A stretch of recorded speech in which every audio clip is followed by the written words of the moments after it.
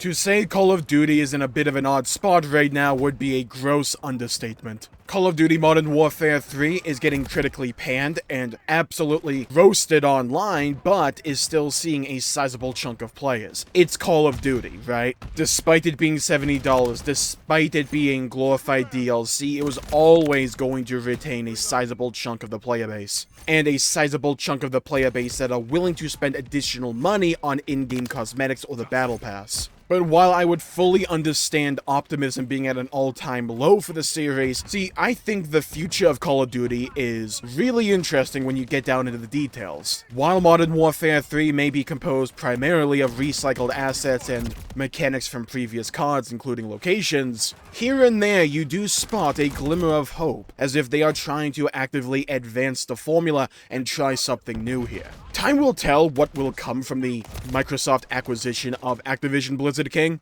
and how any Microsoft oversight may shift or pivot the direction of Call of Duty in the future. I imagine it coming to Xbox Game Pass is a certified lock-in. I don't see them not doing that. It would just add too much value to Game Pass as a service. But even before we start talking about Gulf War, the rumored to be next Call of Duty game in the Black Ops series, Season 1 for Modern Warfare 3, there's a sizable chunk of content being added to this game. And I'll leave a link in the description to the Call of Duty website where they put out the roadmap for Season 1. There's 3 new maps, alongside a new 2v2 training facility, new kill streaks with the EMP and Swarm, ranked plays being added so there's even less of a defense for skill-based matchmaking to be as prominent as it currently is. Returning game modes are being added like Gunfight, Headquarters, Infected. I'm not familiar with All or Nothing myself, but maybe that was already in a previous COD that I managed to skip. Team Gunfight's also being added, which sounds fun. 5 new weapons are also being added that I'm sure won't be completely overpowered because 3 of them are in a battle pass, why would you ask?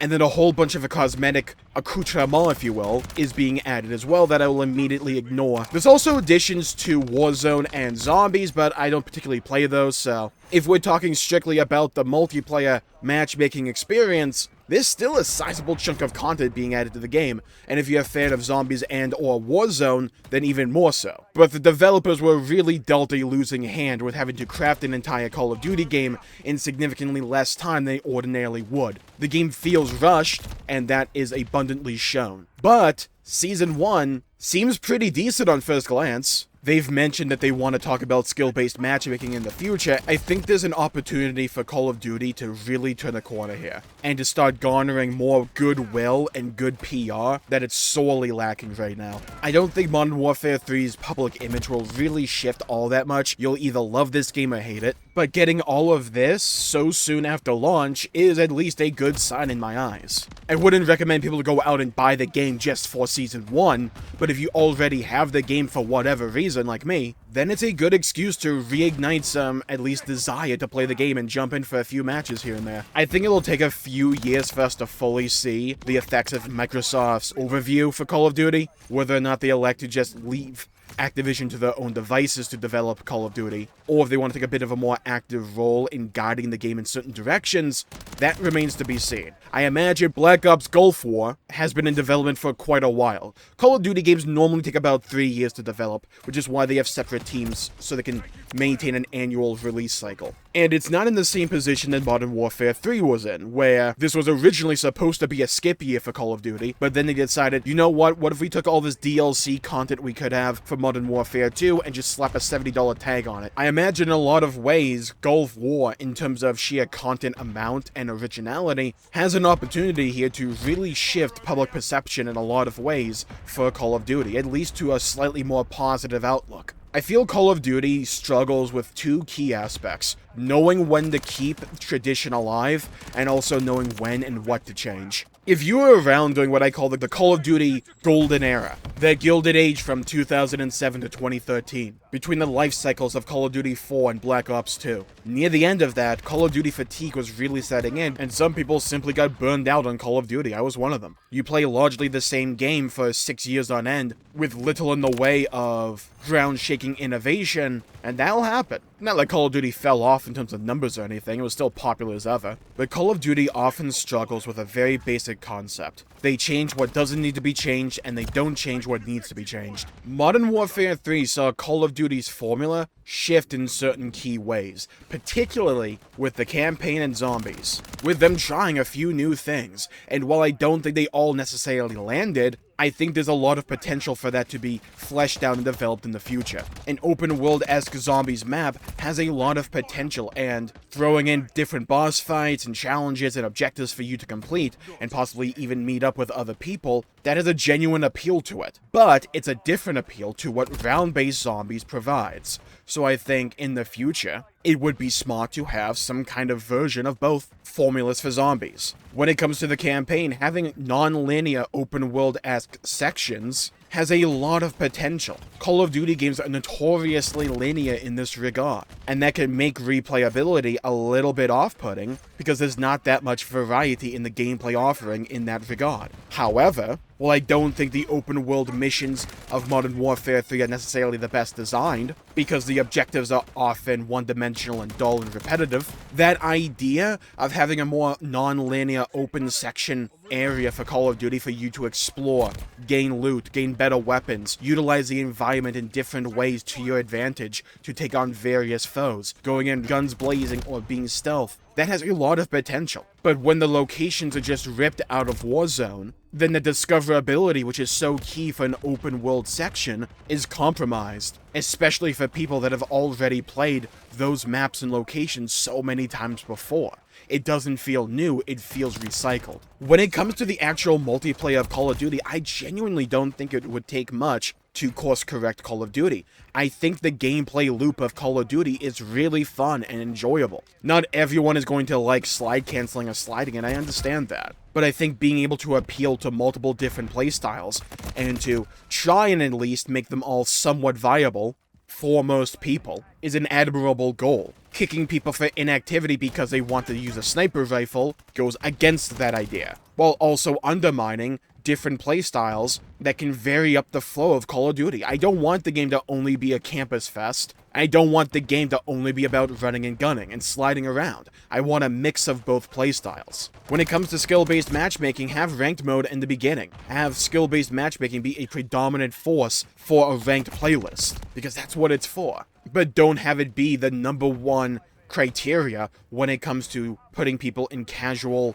more fun lobbies. Prioritize connection, getting the player in a match as fast as humanly possible. Skill-based matchmaking has been around since Halo 2 of all things. But even the creator of skill-based matchmaking for Halo 2 and Halo 3 has said it's gone too far in recent games. He wasn't necessarily talking about Call of Duty, but you can kind of include Call of Duty in this overall critique, in my opinion. Because the main issue with skill-based matchmaking is that it assumes you are playing at the top of your game each match, and that's just not how people work. We have bad games, we have off games, sometimes we do different loadouts or different playstyles. We try and engage in a challenge or go for a medal or a camo or whatever, and we're not playing to our best abilities. So if we keep getting paired in lobbies that assume we are going to play with our optimal loadout and at our optimal highest skill level, then more often than not, we're just going to get stomped on and it's not going to be fun and enjoyable. You feel punished for trying anything outside of your comfort zone. And for Call of Duty, the appeal for Call of Duty for me has always been its more casual, laid-back feel to it. You can always just pop the disc in, play a few matches, and then call it a day and go do something else, and feel like you had an enjoyable experience with it.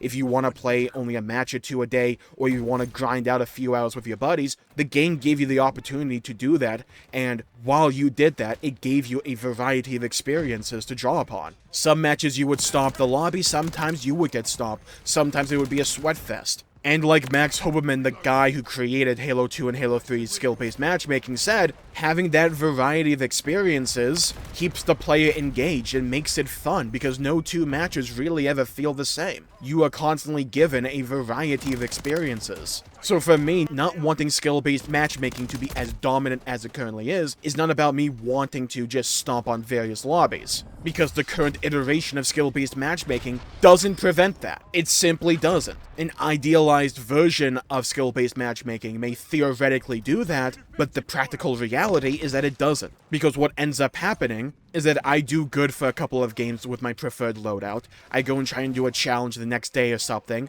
with a weapon I'm not comfortable with. I proceed to get stonked because the game assumes I'm playing at the skill level of my previous games, which I'm simply not. And because I'm sucking, I take a few matches to actually do my challenges. Then the game course corrects, or eventually down the line course corrects, but by that time the challenge is done and I'm going back to my main weapon. And even with my main weapon, skill-based matchmaking may assume I'm always playing at the top of my game and it's not just a one-off experience, or assumes that I won't have a bad match. And if I do have a bad match or a series of bad matches, I then get thrown into a party that is significantly under my skill level and I farm them. It's too predictable. It's not fun or rewarding. Whenever I do good, I just assume, oh, skill-based matchmaking's messed up again. So while I still do get those variety of experiences, they're on too far of a regular cycle and too infrequent of a basis for them to be really fun and engaging. I never feel the need to get better at the game because it's more of a punishment than anything.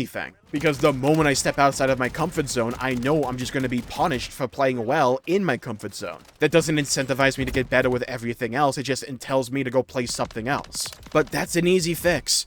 All you have to do is change up the balancing and the search criteria for when a match is being formed. Prioritize ping, prioritize putting a player in a match as fast as humanly possible. Allow lobbies to be formed again. Let those natural social experiences take root and blossom. Because I think Call of Duty's gameplay loop is still fun and enjoyable. But for multiplayer specifically, it suffers because of skill-based matchmaking not doing what it's intended to do and not taking the practical reality of how players play into consideration, while also giving the players a bunch of maps that a lot of us, myself included, have already played years ago. There's simply nothing new here that's really grabbing my eye. Season 1 looks promising, but I don't know for how long. But like, these are very easy problems to solve. They're not fundamental alterations to the gameplay loop that need to be done. All you need to do for the next Call of Duty is bring in new maps to the pool that are at least somewhat fun, and take inspiration design-wise from these maps, because there's a reason people don't mind replaying these maps all these years later,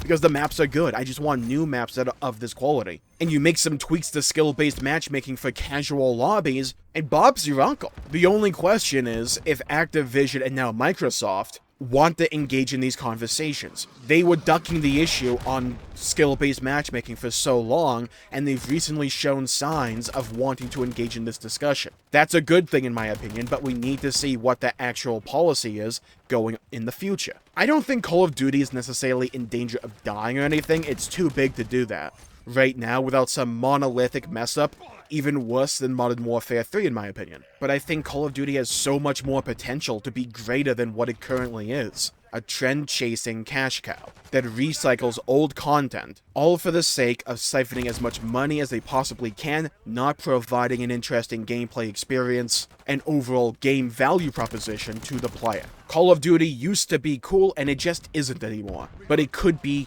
cool again, and I don't think it would take that much to course correct.